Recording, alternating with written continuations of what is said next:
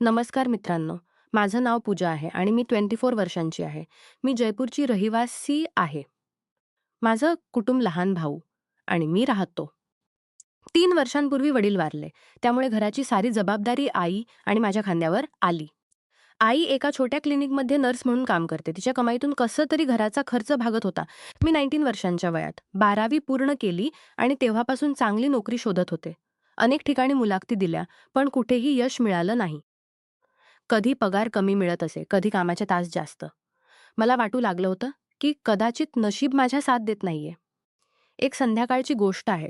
मी शहराच्या दुसऱ्या टोकाला मुलाखत देऊन परतत होते. मुलाखतीत पुन्हा अपयश आलं होतं. मन स्टॉपवर उभी होते. संध्याकाळचे वाजत होते.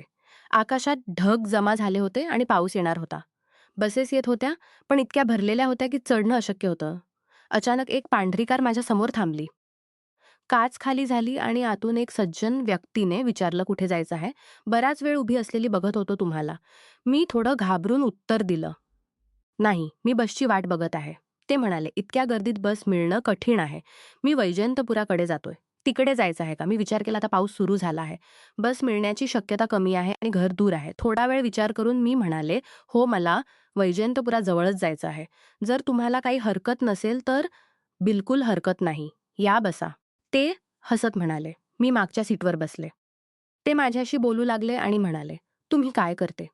मी म्हणाले, "आत्ता काही खास नाही. नोकरी शोधत आहे. आजही एक मुलाखत देऊन आले आहे." "मुलाखत कशी झाली?" त्यांनी विचारलं. "चांगली नाही झाली." कारण ते म्हणाले की अनुभवाची कमतरता आहे. अरे, हे तर प्रत्येक नवीन उमेदवाराची समस्या असते. अनुभव कसा येईल जेव्हा कोणी कामच देत नाही? ते म्हणाले. मी त्यांना माझ्या कुटुंबाबद्दल सांगितलं, माझ्या शिक्षणाबद्दल आणि मला नोकरीची किती गरज आहे हे सांगितलं. त्यांनी लक्ष देऊन ऐकलं आणि माझी गोष्ट समजून घेतली. जेव्हा माझं घर आलं, मी त्यांना थांबण्यास सांगितलं. उतरताना मी धन्यवाद दिला. ते थोडा वेळ थांबले आणि मग त्यांच्या खिशातून एक कार्ड काढलं. हे माझं बिझनेस कार्ड आहे. मी राज शर्मा, एक IT कंपनीचा मालक आहे. जर तुम्हाला इंटरेस्ट असेल तर उद्या सकाळी माझ्या ऑफिसमध्ये भेटा. आम्हाला एक फ्रंट डेस्क असिस्टंट हवी आहे. कदाचित आम्ही तुमची मदत करू शकू. ते हसत म्हणाले. मी कार्ड घेतलं. पुन्हा एकदा धन्यवाद दिला आणि आत गेले. घरी आई चिंतित होती की मी इतक्या उशिरा का आले. मी त्यांना सगळी गोष्ट सांगितली आणि ते कार्ड दाखवलं. आई थोडी चिंतित झाली. अजनबीवर विश्वास ठेवणं बरोबर नाही बेटा, त्या म्हणाल्या. रात्री मी ते कार्ड पुन्हा बघितलं. Raj Sharma, CEO, innovative tech solutions. एक मोठी कंपनी वाटत होती. मी ठरवलं की खरंच चांगली कंपनी आहे. मी ठरवलं की दुसऱ्या दिवशी जाऊन बघेन. कदाचित नशीब साथ देईल. दुसऱ्या दिवशी सकाळी मी माझे सर्वात चांगले कपडे घातले, थोडा मेकअप केला आणि ऑफिससाठी निघाले. कार्डवरचा पत्ता तिथे पोहोचले तर मी आश्चर्यचकित झाले. एक खूप मोठी आणि भव्य इमारत होती. मी रिसेप्शनवर जाऊन राज सरांना भेटायची गोष्ट सांगितली आणि माझं नाव सांगितलं. रिसेप्शनिस्टने मला 5व्या मजल्यावर जायला सांगितलं. मी लिफ्टने वर गेले आणि त्यांच्या केबिनबाहेर पोहोचले. हृदय धडधडत होतं. हळूच दारावर ठोका दिला तर आतून आवाज आला, "कम इन." मी आत गेले तर राज सर डेस्कवर काही फाईल्स बघत होते. "मला पूजा, आलीस का? बसा बसा." त्यांनी इशारा करून खुर्चीवर बसायला सांगितलं. मला थोडं विचित्र वाटलं की त्यांना माझं नाव आठवतंय. मग मी विचार केला की कदाचित रिसेप्शनिस्टने सांगितलं असेल. तर पूजा, तुम्ही तुमच्या शिक्षणाबद्दल सांगितलं होतं. तुम्ही संगणकावर काम करू शकता. बेसिक MS ऑफिस येतं? त्यांनी विचारलं. मी म्हणाले, "जी हो सर, खूप छान." "बघा, मी तुम्हाला थेट नोकरी देऊ शकत नाही, पण 1 महिन्याचा प्रशिक्षण कालावधी ऑफर करू शकतो. तुम्ही शिकाल आणि जर तुमचं काम चांगलं असेल, तर आम्ही तुम्हाला कायमची नोकरी देऊ. सुरुवातीला ₹8,000 महिना मिळेल. हे तुम्हाला मान्य आहे?" त्यांनी प्रस्ताव माझ्या डोळ्यात चमक आली. हे माझ्यासाठी सोन्याची संधी होती. "जी सर, मला हे बिलकुल मान्य आहे." मी उत्साही होऊन म्हणाले. "ठीक आहे, तर उद्यापासून सुरू करा. सकाळी 8 वाजता या. आमची HR रमा मॅडम तुम्हाला सगळं समजावून सांगतील." त्यांनी इतक्या दिवसांच्या मेहनतीनंतर शेवटी काहीतरी मिळालं होतं. मी त्यांचा धन्यवाद केला आणि घरी परतले. घरी पोहोचून मी आईला ही खुशखबर सांगितली. त्या देखील खूप आनंदी झाल्या. दुसऱ्या दिवसापासून माझं नवीन जीवन सुरू झालं. HR रमा मॅडमने मला सगळं समजावून सांगितलं. ऑफिसचे नियम, माझे कामाचे तास आणि माझी कर्तव्य.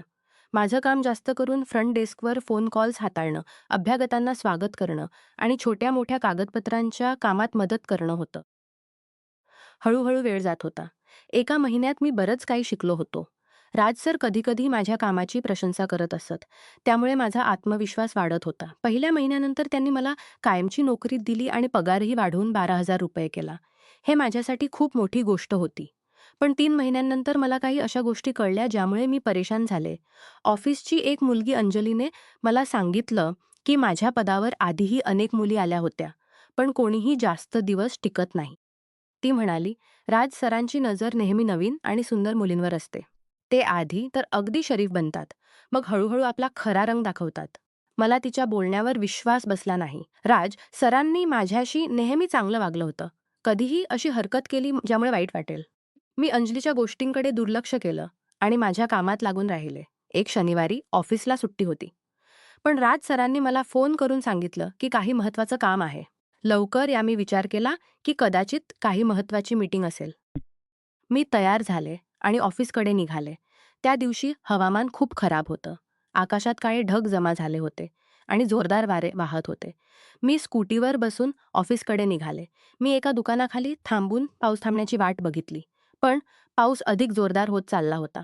मी विचार केला की ऑफिस फार दूर नाही, म्हणून पावसातच निघाले. जेव्हा मी ऑफिसला पोहोचले तेव्हा मी पूर्णपणे भिजले होते. मी लिफ्टने थेट राज सरांच्या केबिनमध्ये गेले. राज सर त्यांच्या केबिनमध्ये होते. मला या स्थितीत बघून ते चिंतित झाले. "अरे पूजा, तुम्हीचं काम कराल. तुम्हाला ताप येईल." मी तिथेच उभी होते. पाणी टपकत होतं. राज सरांनी त्यांचा कीबोर्ड बाजूला ठेवला आणि कपाटातून एक टॉवेल काढलं.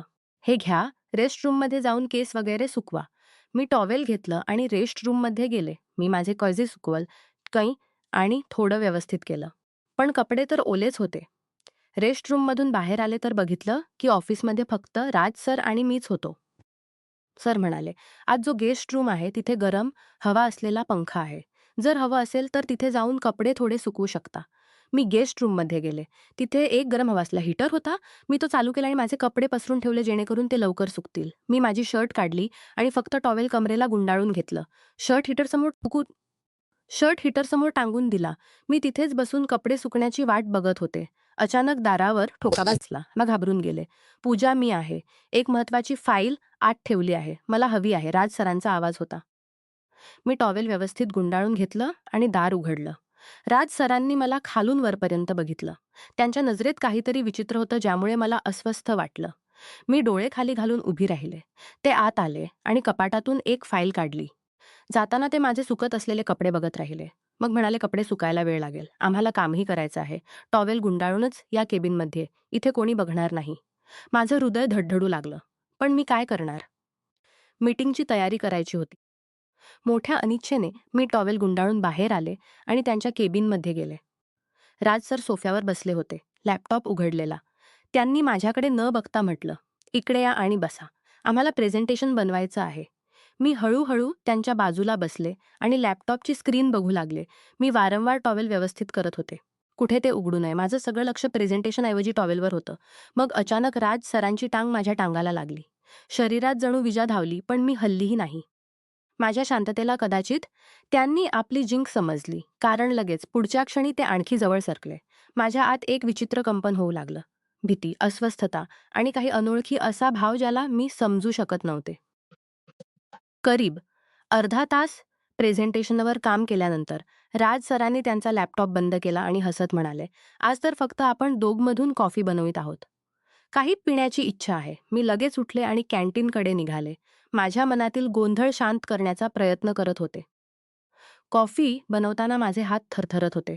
वारंवार अंजलीच्या बोललेल्या गोष्टी आठवत होत्या. जेव्हा मी कॉफी घेऊन केबिनमध्ये परत पोहोचले तेव्हा तिथे कोणी नव्हतं.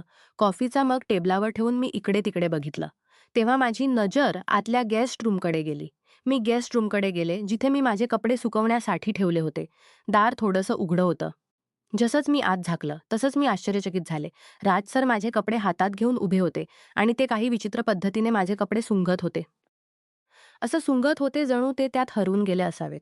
माझ्या हृदयाची धडधड वाढली. मी लगेच परत सोफ्यावर बसले आणि आवाज दिला, "सर, कॉफी तयार आहे." राज सर लगेच बाहेर आले. ते त्यांचा फोन हातात घेऊन काही टाईप करत होते. "अरे वा, बिलकुल बरोबर वेळी आलीस कॉफी." ते माझ्या बाजूला बसत म्हणाले. माझं हृदय जोरजोराने धडधडत होतं. हातांना घाम आला होता. मी थरथरत्या हातांनी कॉफीचा मग त्यांना पकडून दिला. आम्ही दोघं शांतपणे कॉफी पिऊ लागलो. अचानक राज सर म्हणाले, "पूजा, तुम्ही खूप सुंदर आहात." मी काही बोलू शकलो नाही, फक्त हलकसले. माझा चेहरा लाजेने लाल झाला होता. राज सरांनी त्यांचा कॉफी मग टेबलावर ठेवला आणि हळूहळू आपला हात माझ्या टांगेवर ठेवला. मी झटकन माझी टांग मागे खेचली. "काय झालं पूजा? घाबरलीस?" ते हसत विचारले. मी शांत राहिले. माझं मन वेगाने विचार करत होतं की इथून कसं निघू. ते आणखी जवळ सरकले. माझं हृदय इतक्या वेगाने धडधडत होतं की मला वाटलं की छातीतून बाहेर येईल. त्यांनी माझा हात आपल्या हातात घेतला आणि म्हणाले, "पूजा, मी तुम्हाला काही सांगू इच्छितो." "जी सर." मी हकलत म्हणाले. "तुम्ही या नोकरीने समाधानी आहात का?" त्यांनी विचारलं. मी होकारार्थी डोके हलवले. "जर मी तुमची नोकरी कायमची करून देऊन पूर्ण करार करून दिला तर कसं राहील?" त्यांनी हळूहळू विचारलं. "सर, हे तर आपल्यावर अवलंबून आहे." मी उत्तर दिलं. "नाही पूजा, हे माझ्यावर नाही, तर तुमच्यावर अवलंबून आहे." त्यांनी माझा हात थोडा घट्ट पकडत म्हणाले, "तुम्हाला काय हवंय? एक चांगली कायमची नोकरी की मग एक तात्पुरती नोकरी जी कधीही सुटू शकते?" जरी मी समजून गेले होते की ते काय म्हणू इच्छित आहेत. जर तुम्ही माझी गोष्ट मान्य केलीत, माझ्या प्रत्येक इच्छा पूर्ण केल्या, जसं की आज रात्री माझ्याबरोबर घालवली, तर मी वचन देतो की तुमचं भविष्य सुरक्षित राहील. उद्यापासूनच तुमची नोकरी कायमची." त्यांनी माझ्या डोळ्यात बघत म्हणाले. माझ्या आत एक वादळ उठत होतं. मी झटकन माझा हात सोडवला आणि उठून उभी राहिले. "सर, तुम्ही गैरसमज करत आहात मला. मी अशी मुलगी नाही. मी असं कधीच करू शकता?" माझ्या आवाजात राग होता. राज सर देखील उठून उभे राहिले. "पूजा, एक गोष्ट समजून घे. या जगात पुढे जाण्यासाठी काहीतरी तडजोड करावी लागते. मी तुम्हाला जबरदस्ती करत नाही. तुमच्या मर्जीनुसार. मी तुम्हाला आणि तुमच्या कुटुंबाला हर प्रकारे सपोर्ट करेन. तुमची आई, तुमचा भाऊ सगळ्यांचं जीवन बदलू शकतं." ते दाराकडे वाढले आणि म्हणाले, "मी खाली जाऊन एक सिगारेट ओढून येतो. जर इथे राहिलात तर समजेन की तुम्ही राजी आहात. नाहीतर निघून जा. कोणी वाईट मानणार नाही आणि जोपर्यंत चालतंय तसंच चालत राहील." इतकं सांगून ते बाहेर गेले. मी तिथेच उभी राहिले, माझे अश्रू रोखण्याचा प्रयत्न करत. मनात विचारांचं वादळ उठत होतं. एका बाजूला माझा स्वाभिमान होता आणि दुसऱ्या बाजूला कुटुंबाची जबाबदारी. आईची तब्येत अनेकदा खराब राहते. भाऊच्या शिक्षणाचा खर्च. हे सगळं कसं निभवणार? मी विचार केला की जर मी नकार दिला तर कदाचित 2 काढून टाकतील आणि या शहरात नोकरी मिळणं सोपं नाही. नवीन सुरुवात करणं म्हणजे पुन्हा तोच संघर्ष.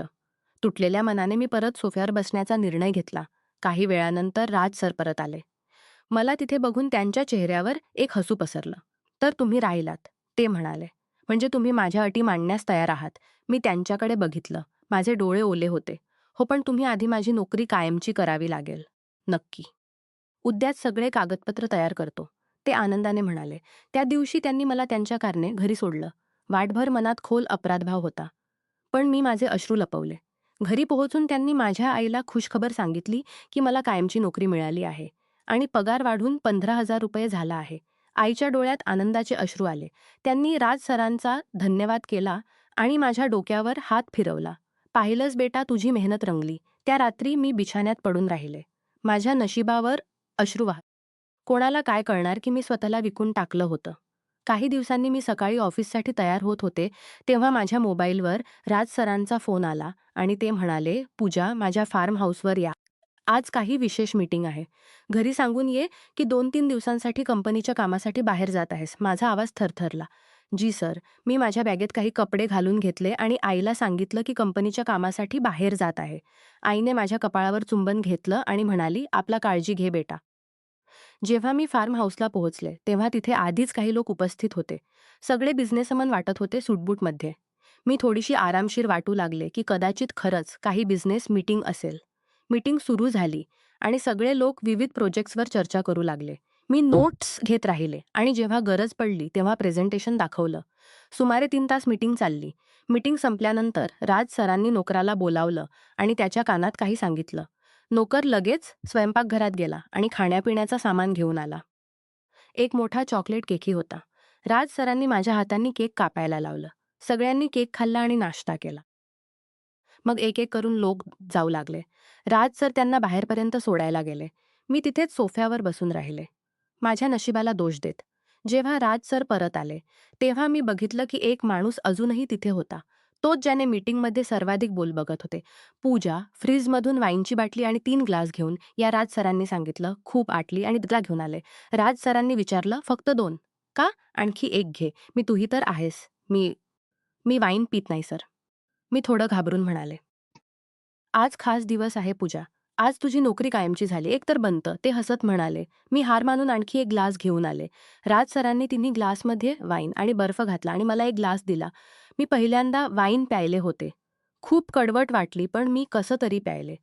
थोड्या वेळात माझं डोकं हलकं होऊ लागलं आणि पायात झणझणाहट होऊ लागली. काही मिनिटात मला हलकासा नशा जाणवू लागला. त्या माणसाने राज सरांच्या कानात काही सांगितलं. राज सर हसले आणि मला म्हणाले, "पूजा, इकडे ये. राकेशजींना भेट." मी उठून त्यांच्याजवळ गेले.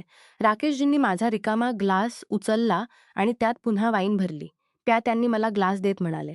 मी राज सरांकडे बघितलं, जणू मदतीसाठी हाक मारत आहे. त्या पूजा राकेशजींच्या हातची गोष्ट नाकारता येत नाही. राज सर म्हणाले. माझ्यातला एक भाग ओरत होता. तेव्हा राज सरांनी माझ्या खांद्यावर हात ठेवला आणि म्हणाले, "पूजा, मी तुम्हाला एक काम सोपवू इच्छितो. राकेशजी आमच्या कंपनीसाठी खूप महत्त्वाचे आहेत.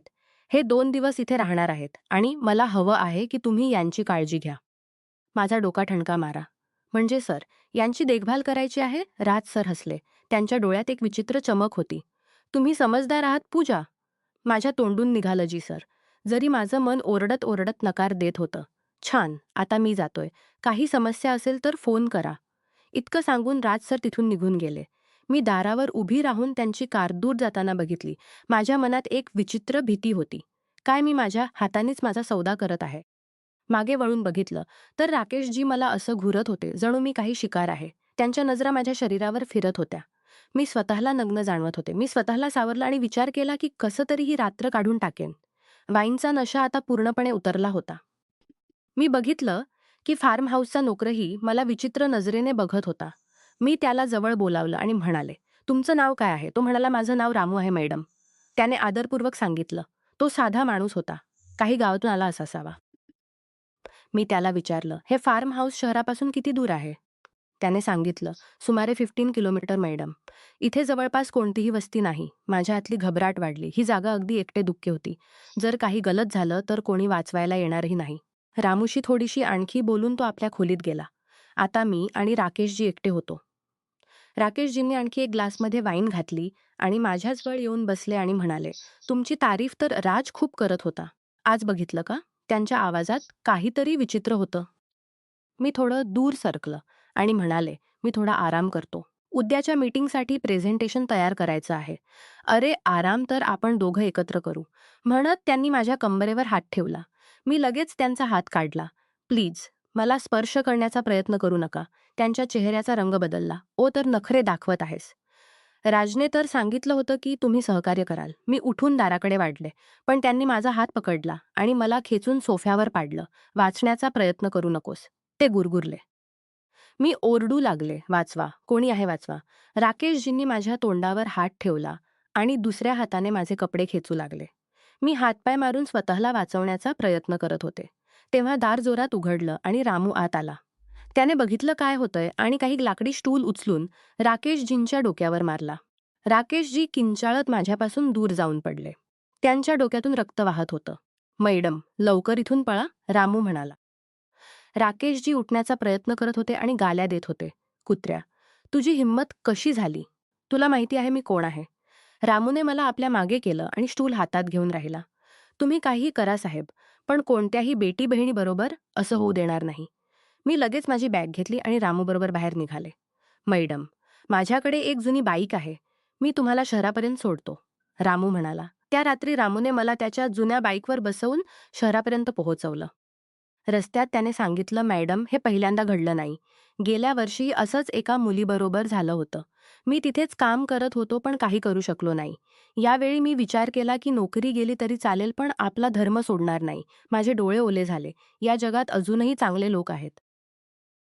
घरी पोहोचले तर आई दारावरच उभी होती. मला या स्थितीत बघून त्या घाबरल्या. मी त्यांच्या गळ्यात गेले आणि फुटफुटून रडू लागले. "काय झालं बेटा?" त्यांनी माझे केस सहलत विचारलं. कसं राज सरांनी मला नोकरीच्या आमिषानं फसवलं. कसं त्यांनी मला जबरदस्ती केली आणि आज कसं त्यांनी मला राकेशजींबरोबर एकटी सोडलं. आईच्या चेहऱ्यावर राग आणि दुःख दोन्ही होतं. "अशा नोकरीला आग लावा बेटा. आम्हाला इतकी गरिबी बरी की जिथे मुलीची इज्जत विकली जाते. भगवान आम्हाला कमी देतो पण प्रामाणिकपणे देतो." मी त्याच रात्री राज सरांना फोन केला. फोन उचलताच ते म्हणाले, "कसं राहिलं राकेश जिमबरोबर? खुश तर आहेत ते?" माझ्या आतला राग फुटला. "तुम्हाला लाज वाटत नाही सर. काय समजलं आहे तुम्ही मला? काही वेश्या. आज जर रामू नसता तर माझी इज्जत लुटली गेली असती. मला हवी नाही तुमची नोकरी, तुमचे पैसे काहीही हवं नाही. तुमच्यासारखे लोक आपल्या यशासाठी कोणाचीही जीवन उद्ध्वस्त करू शकतात." मी फोन कापला आणि स्वतःला बिछान्यात टाकलं. दुसऱ्या दिवशी मी माझे सगळे दस्तऐवज आणि माझा बाकीचा पगार घेण्यासाठी ऑफिस जाण्याचा निर्णय घेतला. तिथे पोहोचले तर बघितलं की राज सरांच्या केबिनमध्ये काही गडबड माजली होती. मी अंजलीकडे विचारलं तर कळलं की रात्री पोलीस आले होते आणि राकेश जींच्या तक्रारीवरून राज सरांना अटक केली होती. नंतर कळलं की रामूने त्या रात्री मला वाचून थेट पोलीस स्टेशनला जाऊन तक्रार नोंदवली होती. त्याने सांगितलं होतं की कसं राज आपल्या कंपनीत फसवून आपल्या क्लायंट्सबरोबर सोडत असे. आज जेव्हा मी त्या घटनेची आठवण करते तेव्हा मन थरथरतं. पण एक गोष्ट समजली की जगात वाईटाबरोबरच चांगलंही आहे. रामूसारखे लोक जे आपल्या नोकरीची पर्वा न करता योग्य गोष्टीसाठी उभे राहतात, तेच खरे हिरो आहेत. मी पुन्हा नवीन सुरुवात करून जीवन जगायला सुरुवात केली. आज मी एका छोट्या कंपनीत काम करते, जिथे वातावरण चांगलं आहे आणि लोक आदरपूर्वक वागतात. आई आणि भाऊबरोबर एका छोट्या घरात राहते आणि माझ्या जीवनाने समाधानी आहे. तर मित्रांनो, हीच होती माझी कहाणी. जीवनात कधीही पैसे किंवा नोकरीसाठी आपली इज्जत किंवा आत्मसन्मान विकू नका. प्रत्येक अडचणीचा उपाय वेळोवेळी निघतो.